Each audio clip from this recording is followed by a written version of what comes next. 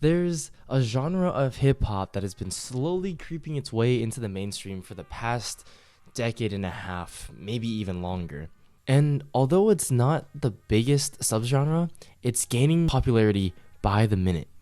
I'm talking about a hip hop renaissance that brings back the grimy and golden era of the 90s. Drumless.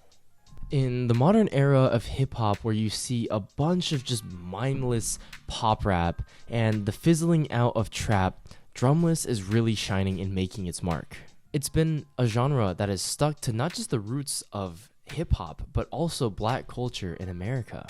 And when I talk about trap and pop rap, I'm not saying that evolving sounds is bad. I'm just saying that if you want to hear storytelling albums that encompass more relevant topics here today, while still embodying the foundation of hip hop, it's been here all along. Looking at traditional hip hop, it's really always focused on drums. Drums. The drums. I don't give a fuck about nothing else. You hear me? In fact, sampling breakbeats was the backbone of hip hop in the 80s and carrying on into the 90s. Think about some of the coldest beats ever. I'm talking about New York State of Mind, Shook One's Part 2, Bring the Ruckus. All of them have these hard-hitting drums. That is really what defines hip hop, the drums. It carries the rhythm, it adds texture, it changes the mood. And also think about the entire genre of trap, the 808s, the kick, the snare, sometimes the cowbell. Drums are inseparable from the genre, except sometimes they're not. Look, as producers have been able to use more electronics to create music, it makes sense why sampling is at the forefront of hip hop rather than actually playing an instrument. Now, the word drumless might have a little bit of a misconception. It's not that all the songs are completely barren of drums. Some songs do that. It's more that the drums just aren't at the forefront of the song as much as other songs like in the 90s or with trap are. Instead of drums being so prominent, it's more sample loops that are in the forefront of the genre. And a lot of times these samples actually can include drums themselves, and sometimes minimal drum patterns are added. You know, a kick here, snare here, just to kind of like make the beat a little more cohesive. But overall, they're just really sparse. But look, there are tracks that are completely barren of drums, and honestly, it's really beautiful to hear. A few years ago for school, I wrote a paper about how production really is the backbone for a lot of songs, especially in hip hop. It guides the melody, it guides the flow. I feel like when you hear a song, that catchy melody is really what draws you in and makes you want to start humming and singing. Easy morning like the sound of the loop. No, I'm trying to keep. And when you get back, she gon' start up a fight that night. And then eventually you learn the lyrics and what they mean. An artist must respect the constraints of the beat for fear of ridicule of rapping off beat.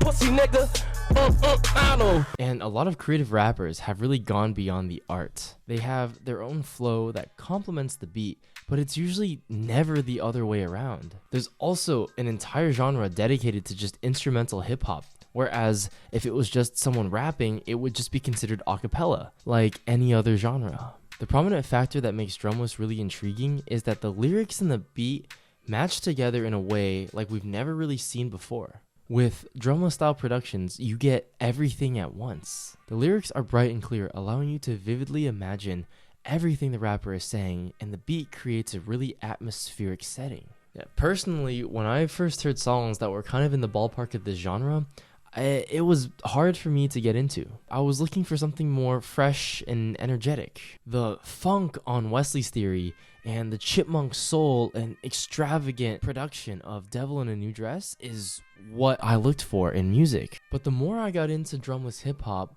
the more I discovered a whole new world of lyricism and storytelling. Now that drew me in. Because the genre is still pretty underground, you'll hear mostly smaller rappers on these beats. Abstract hip-hop, underground gangster rap, that's usually the genre associated with this type of music, but it doesn't have to be. You might not know this, but there are already some hints of some drumless songs in the mainstream. Take Watch the Throne's Otis, for instance, or Outkast's E.T., Tyler the Creator's Bastard and Colossus, and even Kid Cudi's Solo Dolo. If you listen to Otis again, you'll think, oh yeah, minimal drums, sample-heavy, egotistic lyrics. E.T. is incredibly stripped back and simple, letting Andre and Big Boy spit bars, but as if their storytelling wasn't already on full display. And Tyler's Bastard and Colossus are really well known for being rich in story, but with piano-heavy beats. Went to Six Flags, Six Fags came up and said, "Hey yo, can we get a pic?" I said no. Solo Dolo, on the other hand, might be a little more of a stretch because it doesn't have the traditional connotations of what Drumless would sound like. Although it's sample heavy and has minimal drums, its poppy structure and its influx of synthetic sounds isn't really characteristic of the genre, but it's still evolving and it could be.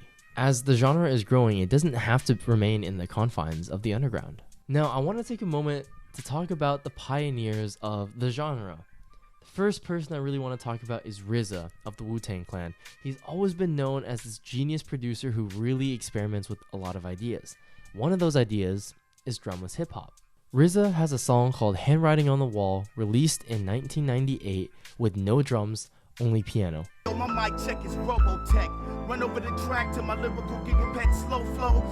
Cardiac arrest like Flojo. This was really the beginning of the genre. And just like 90s hip-hop, we hear the braggadocious lines, drug references, and very heavy imagery.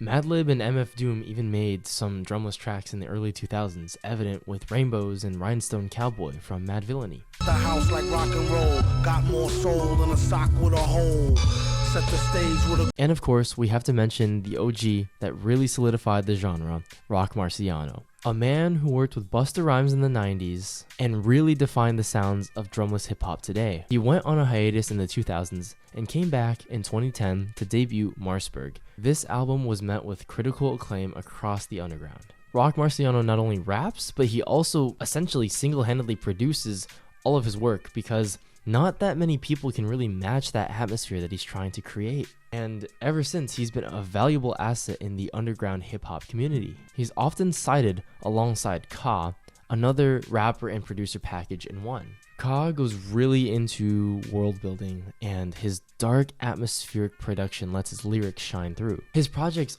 always sound like they're narrations of a dark movie scene. To say rest in peace, the only peaceful gathering. Another track to feel, leading with the javelin. There's also a lot of notable names to consider, people who have been pushing the culture and genre further. Of course, I gotta mention Griselda, Westside Gunn, Conway the Machine, Benny the Butcher, and let's not forget some of their associates, kind of like Mac Homie or the Black Soprano family. We also have more abstract artists like Mike, Cities Aviv, Killer Priest, Action Bronson, and Earl Sweatshirt. Speaking of Earl Sweatshirt, when he collaborated with The Alchemist to make Voir Dire, that album really was up the alley of drumless hip-hop. To be honest, it was weird hearing Earl on more positive and bright sounding beats, but I think it really suits his new style. Man, and I really love beats from The Alchemist, man. He just does it better.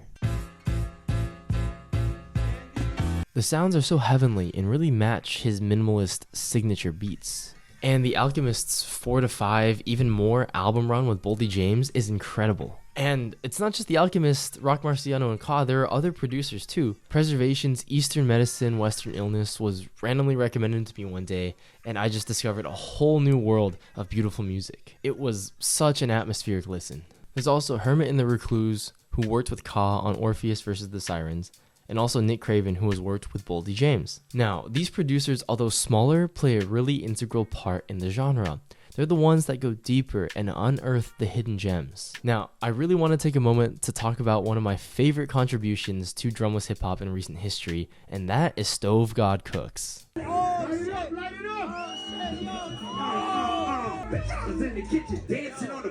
He's a big collaborator with Griselda, and at the time of this recording, he only has one full-length studio album, Reasonable Drought, executively produced by Rock Marciano, released in 2020. Now, Stove's voice and his delivery is one of the most unique in hip-hop, I think, ever.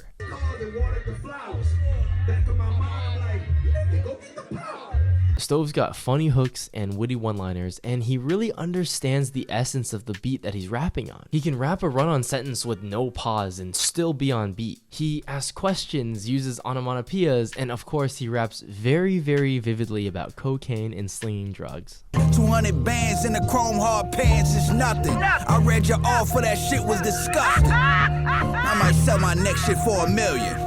Only 7 copies and I'm dead for real. So serious. Now, we're talking about Stove God Cooks. I gotta address the elephant in the room. Kitchen lights. Kitchen lights, kitchen lights. This song is absolutely heavenly. It's not just one of the best hip-hop songs in Gunn and Stove's respective discographies, but I think it's one of the best songs in the genre, period. I know I said earlier that drumless beats usually are more stripped back and they highlight the lyrics more, at least compared to their mainstream counterparts. But that's not the case with Stove. He's progressed his career in the past 4 years since Reasonable Drought, and now he's able to rap on more intricate beats. Although on Kitchen Lights, the beat is still a simple sample loop, it is more colorful and loud than usual drumless beats are. Yet, his voice isn't being drowned out or disregarded. It is still equally prevalent. He does this and steals the show on a lot of projects. On And Then You Pray For Me and 10, he's on about half of the songs and he kills every single bar. Now, I want to take a deeper dive into my favorite 3-track run in drumless hip-hop. I'm talking about Westside Gunn's Hitler Wears Hermes,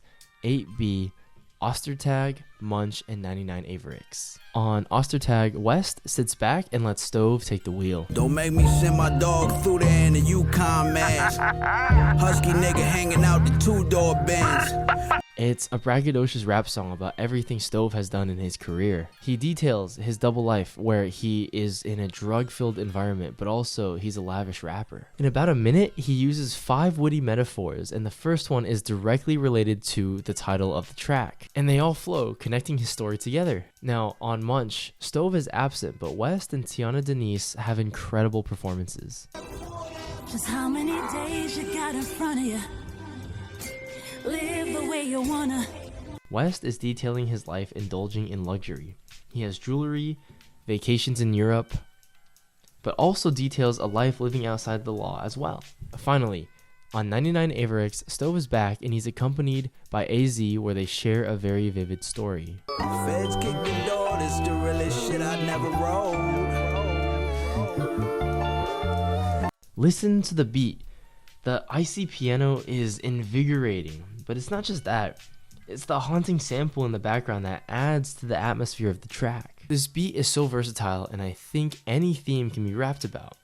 From someone sitting on a throne and being king, to people getting raided by the feds, to people living lavish lives with luxury and riches, to a funeral for those who didn't make it. Although I really love the rapping, the main reason why I chose these songs is because the beats are so wistful.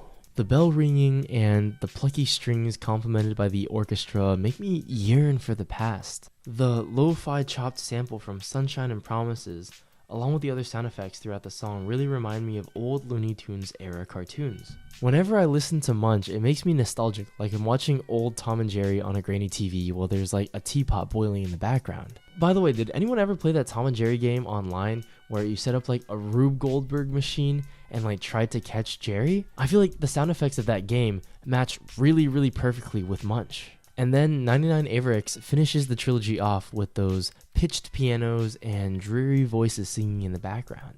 The simple loop is something I could listen to for hours. It just makes me feel at peace with the world. Drumless hip-hop has really come a long way. In an era where hip-hop is still trying to find its footing in the 2020s, at least there's a genre that keeps the identity pure. From RZA to The Alchemist to Rock Marciano, the genre is in good hands. As the momentum of the underground continues to grow and new ideas are presented, I really wouldn't be surprised to see a lot of drumless rap make it into the big mainstream. Maybe it can really get the respect it deserves. But when things get too mainstream, you know things can get bad. Then, great minds will have to come up with innovative ways to keep the genre alive. Thank you very much for watching this video. It was a blast to make. The research, the writing, and of course the recording, all fantastic. I can't wait to share this with you guys. This one has been in the works for months, literally months, and I'm finally getting around to it. So thank you guys very much. I would really much appreciate it if you liked and subscribed, and I can't wait to keep delivering this high quality content for you guys. So yeah, do you love drumless hip hop? Is it fucking awesome or what? And is it like the signature of the 2020s? I know this has been out for a long time. I detailed the whole history of it, but I'm just saying right now, hip hop is kind of lacking. We have a couple classics here and there, but it doesn't sound like there's like one solid sound people are going for. And I feel like Drumless is really stepping up and being that main theme that people are looking at in hip hop. Comment down below some of your favorite artists, some of the best artists in hip hop, some of the best artists in Drumless. Let me know. Hopefully we can all like share some of these cool underground hip hop artists and we can all really just enjoy the genre together. Thanks for watching. Ooh.